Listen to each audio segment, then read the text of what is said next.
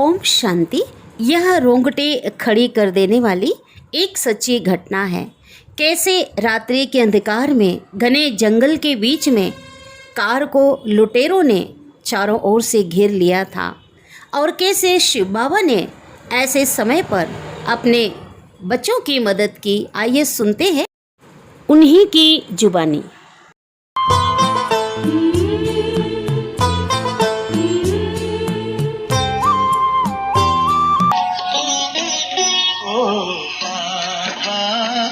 आपने कमाल कर दिया। ओम शांति। मैं बाबा का बच्चा कैसे बना उसका अनुभव मैं आप लोगों के सामने शेयर करता हूँ। ये मैं पहले दुकान करीबन 23 साल से इस ज्ञान में चल रहा हूँ। पहले जब ज्ञान में नहीं था तो मुझे कई दिक्कतों का सामना करना पड़ता था, टेंशन होता था। दुकान में बैठे बैठे जब ग्राहक नहीं आते थे तो मेरे को बहुत टेंशन होता था, तो मैं बीड़ी पीता था। इसके बाद शाम को शराब भी पीता था टेंशन ख़त्म करने के लिए। घर में जाता था, घर वाले नाराज़ भी होते थे, पर क्या करें, धीरे धीरे आदत पड़ गई कि रोज़ पीना शुरू कर दिया। तो मैं रोज़ शराब पीना शुरू कर दिया था और मांस मटन भी खाता था। लेकिन कुछ दिन ऐसे चला और मैं करीबन 23 साल के ज्ञान में चल रहा हूँ। जब से बाबा का बना तो बाबा का ऐसा शुक्रिया अदा करता हूँ कि बाबा ने मेरे जो भी व्यसन थे, बुराइयाँ थी, सब बाबा ने छुड़वा दिया। बाबा का धन्यवाद है, बाबा कमाल है। तो मैं पहले हनुमान चालीसा पूरा मेरे को याद था, पूजा पाठ करता था। दुर्गा आता था नवरात्रि तो 9 दिन उपवास रहता था। और करीबन 20-25 साल से मैं शिव का मैंने हर सोमवार को व्रत रहता था। फिर भी व्यसन नहीं छोड़ता था, व्यसन करता ही था। कोई ऐसा मेरे को ज्ञान नहीं मिला था कि छोड़ा जाए। तो जिस दिन उपवास रहता था उस दिन भर नहीं पीता खाता था, बाकी दिन रोज़ पीता खाता था। तो एक दिन क्या हुआ कि ये आश्रम से कोई भाई बहन पहचान के थे, तो मेरे दुकान आते जाते थे। तो मैं उनसे पूछा कि भाई कहाँ जा रहे हो? तो बोले वहाँ जाता हूँ, सत्संग में आश्रम है तो वहाँ जाता हूँ। तो मेरा जिज्ञासु हुआ कि मैं भी चलूँगा आपके साथ। तो वो लोग ड्यूटी वाले थे, सरकारी नौकरी में थे, तो वो लोग बोले ठीक है चलेंगे। तो बताए वो कि यहाँ पर है। मैं पूछा तो मोहर्रम 12 में। लेकिन जब मैं आया तो यहाँ खड़ा होकर देखने लगा तो मेरे को आश्रम नहीं दिखा। आश्रम रहा होगा, लिखा रहा होगा बोर्ड पर, साइड में बोर्ड नहीं लगा था। तो गली में बोले थे तो गली में ढूंढ रहा था। इतने में एक भाई आए तो उनसे पूछा भैया ब्रह्मा कुमारी आश्रम कहाँ है? बोले इसमें ऊपर में है। तो फिर ऊपर में आया, वहाँ बहनें थी। बहन जी ने मेरे को एक दिन का पहले दिन बताया प्रदन सदन के रूप में। फिर मुरली बोले मुरली सुन के जाओ पटेल भाई। तो मैं मुरली सुना।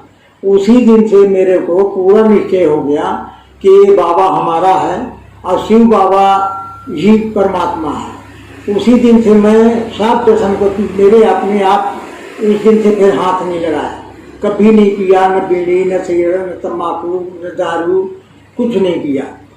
इसके बाद घर में गया तो घर में बोला लहसुन प्याज नहीं बनाना, लहसुन प्याज नहीं खाऊंगा। तो घर वाले बोले क्यों? बोले नहीं अब नहीं खाऊंगा। तो घर वाले बोले नहीं मैं दूंगा।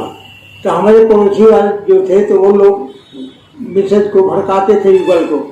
बोले ये तुमको भी छोड़ देंगे और सब जो संपत्ति है तो ब्रह्मा कुमारी आश्रम में दे देंगे पैसा कभी। तो वो फिर मेरे से झगड़ा करती थी रोज कि नहीं वहाँ मत जाओ। तो लेकिन मेरा दिल नहीं मानता था। बाबा मेरे को पकड़ लिया था तो मैं बोला नहीं मैं जाऊंगा, बिना जाए नहीं रहूँगा। तो मैं आता था सवेरे उस दिन से मैं एक दिन भी आज तक मुरली मिस नहीं किया। जहाँ भी रहूं तो बाबा से की मुरली जरूर सुनता हूँ, चाहे कितने भी परेशानी हो, कितना सब काम धाम छोड़ के, कैसा भी परेशानी हो। कई बार ऐसे हुआ कि मेरा पैर भी टूट गया, फिर भी साइकिल में मैं दूसरे के बैठ के आता था, लेकिन मुरली मिस नहीं करता था। तो एक दिन क्या हुआ कि घर में गया, शाम का टाइम था, 6-7 बज गया था। तो वो मेरी युगल है, मेरे से झगड़ा करने लगी। तो मेरा एक छोटा बच्चा था 5-6 साल का, और मैं था युगल से। तो मैं बोला मैं घर छोड़ के जा रहा हूँ। तो 7 बजे ऐसे ही जो कपड़ा पहना था उसी कपड़ा में मैं घर से निकल गया। बच्चा मेरा फिर दौड़ के आया, बोला पापा कहाँ जा रहे? तो मैं बोला भाई अब नहीं रहूँगा घर। उसके गले से लगा लिया। इसके बाद उसको छोड़ के फिर भी मैं परमात्मा के बाबा के ध्यान में चला गया घर छोड़ के। तो दुकान में मैं फिर वहीं खाता था, वहीं रहता था, वहीं सोता था। सवेरे बाबा के ज्ञान में आता था, मुरली सुनता था। 6-7 दिन वहाँ रहा, खिचड़ी बनाता था, एक टोप लिया, कपड़ा ठंडी का महीना था तो कपड़ा दुकान में जाके कम्बल चद्दर लिया। इसके बाद क्या हुआ कि बाबा ने अब मेरे को छोड़ता ही नहीं था, अब मैं बाबा को नहीं छोड़ता था। इसके बाद मेरी युगल है यहाँ आश्रम में आई, तो बहन जी से बोली कि बहन जी उनको बोल दो 1 हफ्ता के बाद, बोली अब घर में आए, मैं उनको बिना लातून पर का भोजन बनाऊंगी, अब कुछ नहीं बोलूँगा। इसके बाद जब मेरी युगल बहन जी से बोली तो मैं बोला बहन जी आप बोलते हो तो ठीक है मैं जाता हूँ। मैं गया घर, बिना लहसुन प्याज के बनाई। मैं मेरे युगल को कुछ नहीं बोलता था। मैं सोचता था बाबा इसको भी अपना बच्चा बना लो, ये भी आपकी बच्ची है और ये भी आत्मा है, तो आप भी इसको बना लो तो मेरे को फिर परेशानी नहीं होगी। तो बाबा ने मेरी बात सुन ली। तकरीबन टाइम तो लगा 1 महीना तक। बिना लहसुन प्याज की बनाती थी लेकिन आश्रम नहीं आती थी, पड़ोसी भड़का देते थे। तो इसके बाद 1 महीना के बाद मैं बोला चलो बाबा के घर, कुछ नहीं करना, बाबा से बहन जी बुलाई है, ज्ञान थोड़ा सा सुन लो, कुछ मत करना। तो वो आई, बाबा से रोज मैं अमृत बेला करता था, अमृत बेला बाबा से रोज निवेदन करता था, बाबा जी इसको बना लो, ये आपकी बच्ची है। ऐसा करके बाबा ने उसको टच किया तो वो भी आ गई यहाँ से। वो आई तो सुनी बहन जी का ज्ञान, तो उस दिन से वो भी ज्ञान में चलने लगा। इसके बाद हम दोनों रेगुलर ज्ञान में चलने लगे। मेरी युगल भी चलती थी, मैं भी चलता था। मधुबन कई बार गए हम लोग, करीबन 18 बार तो मधुबन गया। युगल भी गई। युगल यहाँ भी सेवा करती थी, जब भी बहन जी बुलाती थी, कोई सेवा रहती थी तो आती थी। और पूरा ज्ञान में हमारे साथ सवेरे आती थी। ज्ञान में सवेरे भी करते थे हम लोग, शाम को भी करते थे। ज्ञान पूरा अच्छा लगने लगा उसको भी, वो भी बाबा को मानने लगी और चलने लगा। तो मेरा पूरा परिवार ज्ञान में चलता है अब। और मैं करीबन 4-5 साल हो गया कि युगलों का सम्मान समारोह था, 20 साल हो गया था। तो फिर हम लोग माउंट आबू गए। एक घटना बताता हूँ कि मैं रीवा गया था। रीवा में मेरी भांजी बहू की शादी किया था उसी समय। तो उसको लेके घर आ रहा था, मेरा बेटा गाड़ी चला रहा था, खुद की गाड़ी थी। तो गाड़ी में मेरी पंचर हो गई, अमरकंटक के पास पूरा जंगल था। तो जब पंचर हो गई तो लड़का स्टेपनी को निकाला, तो वहाँ से अमरकंटक 15-20 किलोमीटर था। गाड़ी वालों को रोका, कार को रोका, ट्रक को रोका, कोई रोकता ही नहीं था वहाँ। तो इसके बाद मैं बोला कैसा करूँ? तो एक सज्जन आया, वो युगल को बैठाया था, तो उसको बोला भाई मेरा ऐसे ऐसी हालत है, थोड़ा इनको ले जाओ वहाँ अमरकंटक, वहाँ से स्टेपनी बना के ले आएगा। तो बोला भैया मेरा युगल है, पीछे में नहीं बैठा सकता, मेरी एक और मार्शल आ रही है, हम लोग कहीं प्रोग्राम गए थे, तो मैं रुकता हूँ जब तक मार्शल नहीं आएगी, आप लोगों को तो नहीं रुकेगा। तो मैं बोला आप रुक जाओ। वो रुका था, तो जब मार्शल को अपने गाड़ी को रुकवाया तो बोला ठीक है इनको बोल दो ले जाएगा पीछे बैठा के। तो मेरा लड़का बैठ चला गया अमरकंटक स्टेपनी को बनवाने। स्टेपनी तो बन गई, ट्यूब लगवा लिया, लेकिन वहाँ से आने के लिए कोई साधन नहीं मिल रहा था, कोई आने के लिए तैयार नहीं हो रहा था। बोले मैं वहाँ गाड़ी नहीं रोक सकता, वहाँ नहीं ले जाऊँगा। अब मैं और मेरी बहू थी गाड़ी में, और थोड़ा बाबा तो बैठे था गाड़ी में, बाबा का बैठाया था, ब्रह्मा बाबा शिव बाबा दोनों बैठे थे। तो मेरे को थोड़ा साहस आया कि बाबा तो बैठा है, कुछ नहीं होगा। तो बाबा के ध्यान में हम लोग बैठे थे। तो क्या हुआ कि वहाँ से 10-12 लुटेरे आए। तो मैंने सोचा कि अब बहू तो बहुत जेवर पहनी है, गाना जेवर है, कैसा करेंगे, लूट ले जाएंगे। मन में थोड़ा आया, फिर मन में ये आया कि बाबा तो सामने बैठा है। बाबा से बोला बाबा अब आप ही मेरे रक्षक हो, आप बॉडीगार्ड हो, जैसा भी होगा आप ही मेरे की रक्षा करना। तो मन में फिर आया, बाबा बोला हिम्मत दिया, बोले बच्चे आप चिंता मत करो मैं बैठा हूँ। तो वो लोग आए, गाड़ी को में कांच सब बंद कर लिया था, तो डंडा लेके वो लोग दरवाज़ा को खटखटाए, तो हम लोग नहीं खोले। अचानक एक दरवाज़ा खुल गया, पता नहीं कैसे खुला। तब भी मैं बैठा ही था।